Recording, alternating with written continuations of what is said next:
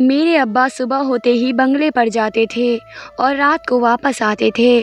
ابا وہاں کام کیا کرتے تھے اور ان کی نوکری کیا تھی ہمیں بالکل بھی معلوم نہیں تھا اور نہ ہی اماں کو۔ ہم دونوں جب بھی ابا سے پوچھنے کی کوشش کرتے کہ آپ بنگلے پر کیا کام کرتے تھے تو ابا ہمیں گھورنے لگ جاتے اور خاموش کر دیا کرتے اور کبھی کبھی یہ کہتے کہ تم دونوں کو اس سے کیا لینا دینا، تمہاری تو ضرورت پوری ہو رہی ہے نا۔ اسی بات پر ابا اور اماں میں جھگڑا بھی ہو جاتا کیونکہ ہماری ضرورت بھی بہت مشکل سے پوری ہوتی تھی، لیکن ابا کو کچھ نظر نہیں آتا۔ وہ اپنے کام کو لے کر ایماندار تھے، سردی گرمی بارش ہوتے ہوئے بھی نکل جاتے تھے۔ کبھی کبھی اماں روتے ہوئے کہتی کہ پتہ نہیں تیرا ابا بنگلے پر کیا کام کرتا ہے، اسے تو اتنے پیسے بھی نہیں ملتے کہ ہماری ضرورت ہی پوری ہو سکے اور ہم سے روٹ روٹ کر دھاکڑ کام پڑ جاتا ہے کہ جیسے کہ ہم سے بھی زیادہ ضروری کوئی چیز اس کے لیے وہاں انتظار کر رہی ہو۔ میں پچھلے 3 سال سے اماں اور ابا کی یہ باتیں اور تکرار سن رہی تھی اور کبھی کبھی تو میرا دل چاہتا کہ میں بھی ابا کے ساتھ بنگلے پر جاؤں اور جا کر دیکھوں کہ ابا وہاں پر کرتے کیا ہیں۔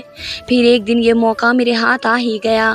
گرمی بہت ہو رہی تھی، ابا تیار ہو کر کام پر جا رہے تھے تو میں نے بھی کہہ دیا کہ آج سے میں بھی آپ کے ساتھ بنگلے پر جاؤں گی، کم سے کم ٹھنڈے کمرے میں تو بیٹھ کر سکون تو ملے گا۔ ابا نے مجھے گہری نظروں سے دیکھا اور کہنے لگے ہمارا گھر چھوٹا اور گرم ضرور ہے لیکن امیروں کے بنگلوں سے کہیں زیادہ اچھا ہے، ویسے بھی امیر لوگوں سے زیادہ دوستی اچھی نہیں ہوتی۔ ابا کی بات سن کر میں نے ناراضگی سے کہا تم خود تو سارا دن وہاں پر ٹھنڈے اے سی میں گزار کر آتے ہو، ٹھنڈک کے مزے لوٹتے ہیں اور ہم یہاں ٹین کی چادروں میں پڑے رہتے ہیں۔ اپنی چادر بھی گل چکی ہے اور سارا دن دھوپ چھن چھن کر کمرے میں آتی ہے۔ میں تو آج یہاں نہیں رہوں گی، مجھے تو آپ اپنے ساتھ لے کر جائیے۔ ابا نے پھر سے مجھے سختی سے انکار کر دیا اور کہنے لگے کہ میں وہاں آرام کرنے کے لیے نہیں جاتا، تیرا بھلا وہاں پر کیا کام ہوگا۔ ابا کے اس طرح انکار کرنے پر مجھے کچھ عجیب سا لگ رہا تھا۔ پتہ نہیں ابا بنگلے پر ایسا کون سا کام کیا کرتے تھے جو شاید مجھے اور اماں سے چھپانا چاہتے تھے۔ میرے اندر ایک نیا سپنا سج گیا اور میں نے طے کر لیا کہ میں جان کر ہی رہوں گی کہ آخر ابا بنگلے پر جا کر کرتے کیا ہیں۔ اس لیے میں دوبارہ سے ضد کرنے لگی اور ابا کے پیچھے چل دی۔ آج تو میں بھی بنگلے پر ہی جاؤں گی اور سارا دن آپ کے ساتھ ہی رہوں گی۔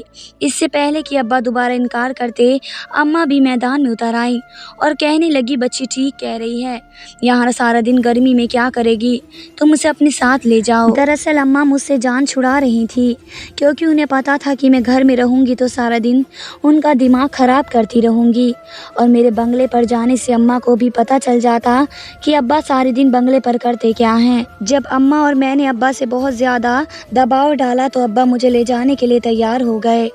ہم کچی بستی میں رہتے تھے پر بنگلے والی سوسائٹی کچھ دور ہی تھی، فاصلہ بہت دور تھا لیکن ان دونوں جنوں کے درمیان جو فرق تھا وہ شاید ختم نہیں ہو سکتا تھا۔ ایک طرف بھوک اور خواہش کی جنگ تھی تو دوسری طرف پیسے کی کوئی پرواہ نہیں تھی۔ پاپا نے مجھے سختی سے کہہ دیا کہ میرے پیچھے نہ گھومنا بلکہ خاموشی سے ایک طرف بیٹھے رہنا، مجھے شکایت کا موقع ملے تو میں تجھے واپس گھر چھوڑ کر جاؤں گا۔ میں فوراً ابا سے وعدہ کر لیا کہ میں آپ کو بالکل بھی تنگ نہیں کروں گی۔ ہم بنگلے میں پہنچے تو سب سے پہلے بڑی مالکن سے ہمارا سامنا ہو گیا۔ ابا نے فوراً ادب سے انہیں سلام کیا اور مجھے بھی سلام کرنے کے لیے کہا۔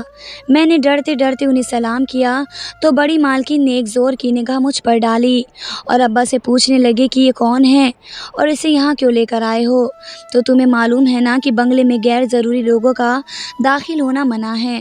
ابا نے فوراً بڑی مالکن کو کہا کہ یہ میری بیٹی ہے اور یہ آج میرے ساتھ آ گئی ہے۔ بڑی مالکن کی نگاہ عجیب طرح سے مجھے جمی ہوئی تھی۔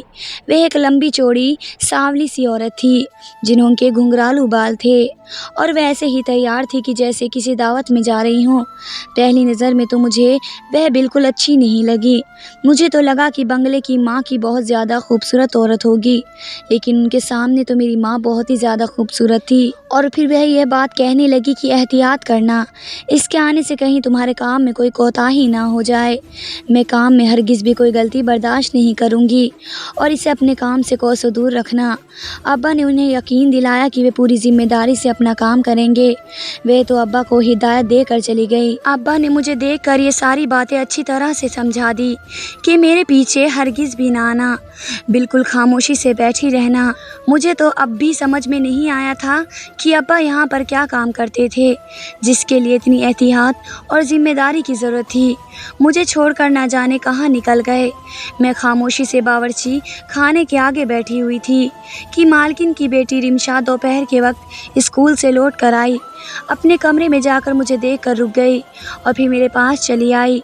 वे मुझसे कुछ साल ही छोटी थी। मुझे देखकर उसकी नज़रों में एक पैर आंधी आ गई और फिर वे मेरे करीब आकर पूछने लगी कि तुम कौन हो और यहाँ क्या कर रही हो। मैंने उसे बता दिया कि मैं अजहर चाचा की बेटी हूँ। वह सुनकर बहुत खुश हुए, कहने लगी चलो फिर मेरे कमरे में चलो, हम मिलकर मज़े करेंगे। शायद इस बड़े से बंगले में तन्हाई का शिकार थी क्योंकि उसके दोनों बड़े भाई पढ़ाई के लिए बाहर गए हुए थे और उसकी कोई बहन भी नहीं थी। ये बात अब्बा ने मुझे रास्ते में बताई थी। मुझसे मिलकर वह बहुत ज़्यादा खुश हुई और सारा दिन उसने मेरे साथ बहुत हंसी खुशी गुजार दिया। मुझे लगा ही नहीं था कि वह इतने बड़े बंगले की मालकिन की बेटी है। उसके अंदाज बिल्कुल मेरी तरह थे, लेकिन उसका उठना बैठना और बातें करना ये बता रहा था कि एक करोड़पति माँ की औलाद है। वह दिन मेरी ज़िंदगी का यादगार दिन बन गया। इतने बड़े बंगले में दिन गुजारना मेरे लिए किसी ख्वाब से कम ना था। और फिर रिमशा ने मुझे बहुत ज़्यादा ही खूबसूरत बना दिया।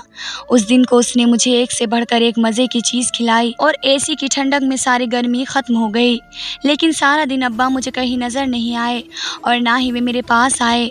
पता नहीं वे काम पर थे और काम कर रहे थे। मैं भी रिमशा के साथ ऐसे मसरूफ़ हो गई कि उनका ख्याल ही नहीं आया और सारा दिन ऐसे ही गुजर गया। उसके बाद मैं अक्सर अब्बा से फरमाइश करने लगी कि मुझे भी उस बंगले में जाना है। अब्बा को भी मुझे ले जाने में कोई एतराज़ ना हुआ क्योंकि वे जानते थे कि मैं सारा दिन रिमशा के साथ गुजारती हूँ, उन्हें तंग नहीं करूँगी। अलबत्ता वे मुझे आगाह करते थे कि बड़ी मालकिन के सामने मत जाना। अब्बा को बड़ी मालकिन का बहुत ज़्यादा डर था, कहीं ऐसी कोई बात थी जो मुझे मालूम नहीं थी। ऐसे ही एक दिन जब मैं अब्बा के साथ बंगले पर गई तो इत्तेफाक से हमारे सामने पहले ही बड़ी मालकिन से मुलाकात हो गई। मुझे देखते ही वे कड़क लहजे में कहने लगी, आज फिर चली आई हो फातिमा, तुमसे अपने घर बैठा नहीं जाता। उनके जुमले में अजीब सी सख्ती थी। अब्बा को बड़बड़ाते हुए कहने लगी कि रात से घर में कोई लाइट नहीं आ रही थी, इसलिए फातिमा जिद करने लगी कि बड़ी मालकिन अब्बा से कहने लगी कि ठीक है, फिर ये तुम्हारे काम के दरमियान आए, तुम समझदारी से अपना काम करो और इसे एक तरफ बिठा दो। जानते हो ना कि तुम्हारा काम किस कदर ज़रूरी है। अब्बा ने फ़ौरन सर हिला दिया। बड़ी मालकिन से ये कहकर अपने कमरे में चली गई और अब्बा नाराज़गी से मुझे देखते हुए कहने लगे, इसलिए मैं तुझे यहाँ लेकर नहीं आता। बड़े बड़े बंगले हम जैसे लोगों के लिए नहीं बने हैं। मैंने अब्बा की बात को नज़रअंदाज किया। ना ही मुझे बड़ी मालकिन से कोई लेना देना था और ना ही उनकी किसी बात से मुझे कोई फ़र्क पड़ता था। मुझे तो यहाँ की ठंडी हवा नसीब हो गई क्योंकि चारों तरफ एसी चल रहा था और मैं जानती थी कि रिमशा मुझे देखते ही खुद अपने कमरे में ले जाएगी क्योंकि वह मेरी बहुत अच्छी दोस्त बन गई थी। रिमशा हरगिज़ भी बड़ी मालकिन जैसी नहीं थी क्योंकि वह बहुत मोहब्बत करने वाली बड़े दिल वाली मालिक थी। उसका बहुत ही ज़्यादा सीधा सीधा स्वभाव था।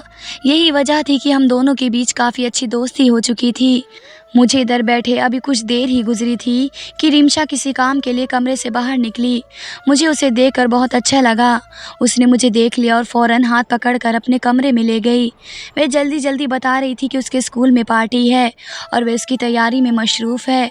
मैंने तो आज तक स्कूल की शक्ल नहीं देखी थी और ऐसे ही मैं 15 साल की हो गई। रिमशा मेरे सामने अपने कपड़े लाए बैठी थी जो वे दुबई से ख़रीद कर लाई थी और उन कपड़ों को देखकर मेरी आंखें खुली की खुली रह गई। मैंने आज तक इतने महंगे कपड़े नहीं देखे थे। रिमशा मुझसे पूछ रही थी कि मैं स्कूल की पार्टी में क्या कपड़े पहनूं और मैं सोच रही थी कि इनमें से कोई एक जोड़ा ऐसा नहीं है जिसे मैं रिजेक्ट कर दूं। रिमशा ने फिर खुद ही एक जोड़ा उठा लिया और कहने लगी, ये मुझ पर बहुत अच्छा लगेगा। मैंने हाँ में सर हिला दिया। मैं ज़्यादातर उसकी हर बात में हाँ मिला देती। मैं उसे नाराज़ करके उसकी दोस्ती ख़राब नहीं करना चाहती थी, लेकिन मेरे दिल में एक अजीब सी हसरत पैदा हो गई।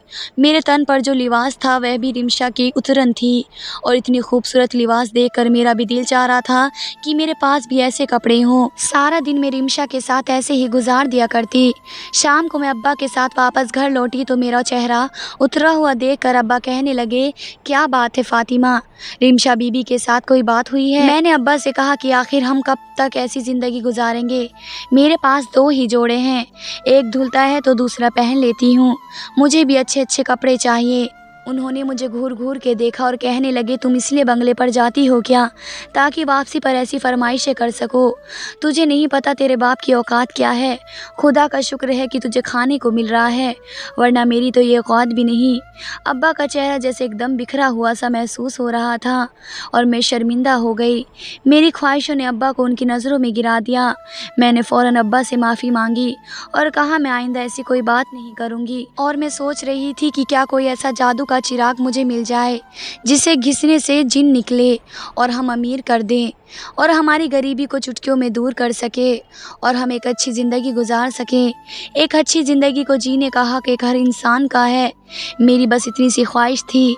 अगले कुछ दिन तक अब्बा मुझे जानबूझकर बंगले पर नहीं लेकर गए और फिर एक दिन मैंने अब्बा से बात की और बहुत ज़िद की कि मुझे रिमशा की याद आ रही है, तो अब्बा मुझे अपने साथ ले गए, लेकिन कहने लगे कि अमीर लोगों से ज़्यादा मिलने जुलने की ज़रूरत नहीं है, हमारे पास जो कुछ भी है वही काफ़ी है। मैंने फ़ौरन अब्बा से वादा कर लिया कि मैं ज़्यादा मिलूँगी झूलूँगी नहीं और ज़्यादा फरमाइशें भी नहीं करूँगी। जैसे ही मैं बंगले पर पहुँची तो रिमशा ने मुझे देखा। वे मुझे देखकर बहुत ज़्यादा खुश थी और मेरा हाथ पकड़कर अपने कमरे में ले गई। अपना नया फ़ोन और अपने नए जूते दिखाने लगी। इतना महंगा और कीमती फ़ोन देखकर मेरा दिल ललच गया। अब्बा से किया गया वादा मैं भूल गई। अचानक बहुत सी हसरतों ने मेरे दिल में जन्म लिया था और ना चाहते हुए भी मैंने रिमशा से पूछ लिया कि तुम लोग इतने अमीर कैसे हो गए हो? क्या तुम्हारे पास पैसे पेड़ से मिलते हैं या फिर तुम्हारी अम्मा को कोई बड़ा कारोबार है? मेरी बात सुनकर रिमशा ज़ोर ज़ोर से हंसने लगी और कहने लगी, फ़ातिमा कैसी बात कर रही हो? तुम पैसे कभी पेड़ पर लटका हुआ मिला है? ना ही पैसा पेड़ पर लगता है और ना ही अम्मा कोई कारोबार करती हैं। बस अम्मा एक काम करती हैं और उससे बहुत सारा पैसा मिल जाता है। मैं रिमशा की बात सुनकर हैरान हो गई। उसकी अम्मा ऐसा कौन सा काम करती हैं जिससे वे करोड़ों के पैसे कमा रही है? मेरे अब्बा तो सालों से इस बंगले में नौकरी करते हैं, लेकिन उनके घर तो पैसा नहीं था और हमारी अभी तक किस्मत नहीं बदली थी। मैंने दिल से कहा कि मुझे भी तो बताओ कि तुम्हारी अम्मा क्या काम करती हैं। मुझे भी अमीर होना है और मैं भी काम करना चाहती हूँ। रिमशा ने मेरे मुंह पर हाथ रख दिया और कहने लगी, अगर देखना चाहती हो तो मैं तुम्हें दिखा सकती हूँ, लेकिन ये बात किसी के सामने ना कहना। अगर तुम भी अम्मा की तरह काम करोगी, देखना तो मेरे पास भी बहुत ज़्यादा पैसे आ जाएंगे। रिमशा बहुत ही ज़्यादा सीधी सादी और मासूम थी। मैं जानती थी कि ये बात मुझे अपनी सादगी और अपनी मासूमियत में बता रही है, इसलिए मैं उसकी हाँ में हाँ मिलाती चली गई। उसने मेरा हाथ पकड़ा और चोरी चुपके मुझे अपनी अम्मा के कमरे तक ले गई। मैंने रिमशा से कहा कि ये बड़ी मालकिन का कमरा है, अगर उन्होंने मुझे देख लिया तो मेरी खैर नहीं होगी। कहने लगी कि तुम चलो तो सही, अम्मा को पता नहीं चलेगा। मैंने खिड़की से देखा तो अम्मा लॉन में हैं और उन्हें यहाँ आने में वक्त लगेगा। वे मुझे ज़बरदस्ती अपनी माँ के कमरे में ले गई। कमरा खाली था, उसने मुझे बिस्तर के नीचे छिपा दिया और ख़ुद भी मेरे साथ छिप गई। डर के मारे मेरा सांस रुक रहा था। अब्बा को पता चल गया कि मैं कमरे में हूँ तो अब्बा तो मेरी जान ही ले लेंगे, लेकिन उनको ये बात समझ नहीं आ रही थी। मैं जैसे ही कुछ कहने के लिए मुंह खोलती, वे बार बार मेरे मुंह पर हाथ रखती, मुझे खामोश कर देती। और फिर कुछ देर बाद कमरे का दरवाज़ा खुला तो मेरा दिल धड़कना भूल गया। कदमों की आहट आ रही थी। अब कोई करीब चला आ रहा था। जब मैंने बिस्तर के नीचे झाँक कर देखा तो मैंने अपने अब्बा और मालकिन को कमरे में दाखिल हुए देखा। अब्बा को देखकर मेरे होश उड़ गए। पकड़े जाने के डर से मैं खामोश थी, लेकिन रिमशा बहुत सुकून से बिस्तर के नीचे छुपी हुई थी। कुछ ही देर गुजरी कि मैंने ऐसा मंजर देखा कि मेरे कदमों तले ज़मीन निकल गई। अब्बा अकेले नहीं थे, बल्कि उनके पीछे बड़ी मालकिन भी मौजूद थी। और उसके बाद जो कुछ भी हुआ, मेरे सर पर सातों आसमान गिर गए। मैं सोच भी नहीं सकती थी कि मेरे अब्बा ऐसा काम भी कर सकते हैं।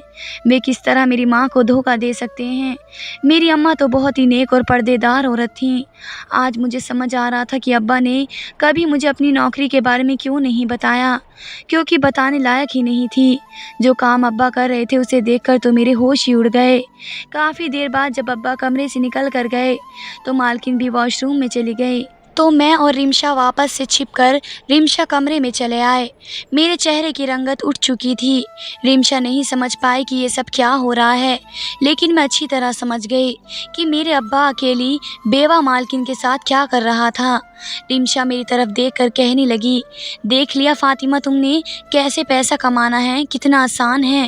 اسی طرح اماں پیسے کماتی ہیں اور تمہارے ابا کو بھی تنخواہ مل جاتی ہے۔ ہم لوگ ہر گزرتے دن کے ساتھ کروڑ پتی ہو رہے ہیں اور ہمارے پاس کسی چیز کی کوئی کمی نہیں ہے۔ رمشا کے چہرے پر بہت فخر تھا، جیسے اس کی ماں نے بہت نیک کام کیا ہو، جبکہ میں جانتی تھی کہ رمشا عمر میں بہت چھوٹی ہے، وہ ہر بات سے انجان ہے، وہ اپنی ماں کو ایک ہیروئن سمجھتی ہے۔ میں اس سے عمر میں کافی بڑی تھی، اس لیے میں اس کی بات سمجھ گئی۔ میں سمجھ گئی تھی کہ میرے بابا اور مالکن آپس میں مل کر دونوں آنکھوں میں دھول جھونک رہے ہیں۔ وہ سارا دن میرے لیے ایک قیامت کی طرح گزرا۔ پھر شام کے وقت جب ابا مجھے لے کر بنگلے سے واپس گئے تو انہیں میرا چہرہ دیکھ کر اندازہ ہو گیا کہ میری حالت کچھ ٹھیک نہیں ہے۔ ابا کہنے لگے، فاطمہ تجھے کیا ہو گیا ہے؟ کوئی نئی فرمائش نہ کرنا۔ رمشا کی کسی چیز پر تیری نظر تو نہیں پڑ گئی؟ ابا کی بات سن کر میری آنکھوں میں آنسو آ گئے۔ مجھے روتا ہوا دیکھ کر ابا بھی پریشان ہو گئے۔ جو بھی تھا، میں ابا کی اکلوتی بیٹی تھی اور ابا مجھ سے بہت محبت کرتے تھے۔ میں نے روتے ہوئے ابا کو بتا دیا کہ میں جان گئی ہوں کہ وہ بنگلے پر کیا کرتے ہیں اور ان کی مالکن کیسے اتنی امیر ہو گئی ہے۔ میری بات سنتے ہی ابا کے ہوش ٹھکانے آ گئے اور وہ غصے سے کہنے لگے، تجھے کیسے پتہ چلا؟ میں نے ابا کو بتایا کہ میں بستر کے نیچے رمشا کے ساتھ چھپی ہوئی تھی۔ جب ابا کمرے میں آئے اور ان کے پیچھے ہی مالکن بھی تھوڑی دیر بعد کمرے میں داخل ہوئی اور جو کچھ بھی ان دونوں کے درمیان ہوا تھا وہ سب کچھ میں نے اپنی کانوں سے سن لیا۔ میری بات سن کر ابا نے سر پکڑ لیا اور غصے سے کہا کہ یہ بات اپنی ماں کے آگے نہ کہنا۔ میں جو کچھ بھی کر رہا ہوں ہم دونوں کی بھلائی کے لیے کر رہا ہوں۔ میں نے غصے سے ابا سے کہا کہ آپ ہماری بھلائی کے لیے کچھ نہیں کر رہے ہو، آپ جو کچھ بھی کر رہے ہو اپنی مالکن کے لیے کر رہے ہو۔ آپ نے تو ہمارے اعتبار کو توڑ دیا۔ ابا اگر یہ سب آپ کی بیٹی کے ساتھ ہوتا تو آپ کیا کریں گے؟ میری بات سنتے ہی ابا نے میرے منہ پر ہاتھ رکھ دیا اور کہنے لگے، فاطمہ خدا کے واسطے ایسی بات مت کرنا، میرا کلیجہ پھٹ جائے گا۔ میں نے روتے ہوئے کہا کہ دوسرے کے کلیجے کو بھی درد ہوتا ہے، آپ نے تو کبھی ہمارے بارے میں سوچا ہی نہیں۔ میں اچھی طرح جان چکی ہوں کہ آپ اور مالکین معصوم بچوں کو اغوا کر کے انہیں بیچتے ہیں اور آدھے بچوں کو ہاتھ پیر کاٹ کر انہیں بھکاری بنا دیتے ہیں، اور آپ بھی ان کا اس کام میں ساتھ دے رہے ہو، بلکہ ان بچوں کو بھیک مانگنے کے لیے بھی اڈے تک چھوڑ کر آتے ہو، جہاں پہ وہ سارے دن لوگوں کے سامنے ہاتھ پھیلاتے بیٹھے رہتے ہیں۔ نہ جانے آپ نے اور آپ کی مالکن میں کتنے معصوم بچوں کو مارا ہوگا، نہ جانے کتنے بچوں کو آپ نے برباد کیا ہے۔ آپ یہ سوچ بھی کیسے سکتے ہیں کہ یہ سب کرنے کے بعد ہمارے حالات بدل جائیں گے؟ میری بات سن کر ابا روتے ہوئے کہنے لگے کہ نہ ہی میں اس گھنونے کام میں شریک ہوں اور نہ ہی میں سب کرتا ہوں، مجھے دوسری نوکری نہیں مل رہی ہے، میں اس وجہ سے اس نوکری کو کر رہا ہوں۔ میرا کام صرف ان بچے کو اڈے تک چھوڑ کر آنا ہے جہاں پر وہ بھیک مانگتے ہیں، اور مجھے اس بات کی تنخواہ ملتی ہے۔ میری ناراضگی سے ابا سے کہا، سچ جانے کے باوجود اتنے بڑے گناہ کو چھپانا گناہ ہے، اور آپ نے صرف اپنی نوکری کو بچانے کے لیے یہ گناہ کر رکھا ہے۔ آپ کو تو چاہیے تھا کہ فوراً پولیس کو بتا دیتے اور اپنی مالکن کے خلاف رپورٹ لکھواتے۔ جب میں نے ابا کو بہت دباؤ ڈالا تو وہ اس بات کے لیے راضی ہو گئے اور ہم گھر لوٹنے کی بجائے پولیس اسٹیشن پہنچ گئے۔ ابا نے نہ صرف اپنا بیان ریکارڈ کروایا بلکہ مالکن کی ساری کالے کاموں کا پردہ فاش کر دیا اور یہ بھی بتا دیا کہ رمشا مالکن کی اپنی بیٹی نہیں ہے، بلکہ مالکن نے اسے کہیں سے اغوا کیا تھا، لیکن وہ بہت خوبصورت تھی اس لیے مالکن نے اسے اپنی بیٹی بنا لیا۔ پولیس نے ابا کا بیان ریکارڈ کر کے مالکن کو گرفتار کر لیا اور بہت بڑا گروہ کو پکڑ لیا۔ ابا بھی روز بے روزگار ہو گئے۔ رمشا کو ہم اپنے گھر لے آئے اور کچھ وقت بعد رمشا کے گھر والوں کا پتہ چل گیا۔ وہ لوگ سالوں سے اپنی بیٹی کو ڈھونڈ رہے تھے، وہ بھی بہت امیر اور کروڑ پتی لوگ تھے۔ ابا کا سچ جاننے کے بعد انہوں نے ابا کو اپنے بنگلے پر مالی کی نوکری دے دی اور یوں ہمارے حالات بدلنے لگے۔ مالکن ابا کو کتنے ہی پیسے کیوں نہ دیتی، وہ پیسے پتہ نہیں کہاں خرچ ہو جاتے تھے، کیونکہ یہ حرام کی کمائی تھی اور اس میں برکت بھی نہیں تھی۔ لیکن جب سے ابا ابا نے مالی کی نوکری شروع کی تھی، بہت کم تنخواہ میں ہی ہمارے حالات بہت اچھے ہو گئے۔ سچ ہی کہا ہے کسی نے، حلال روٹی میں برکت ہوتی ہے۔ دھنیہ واد دوستو۔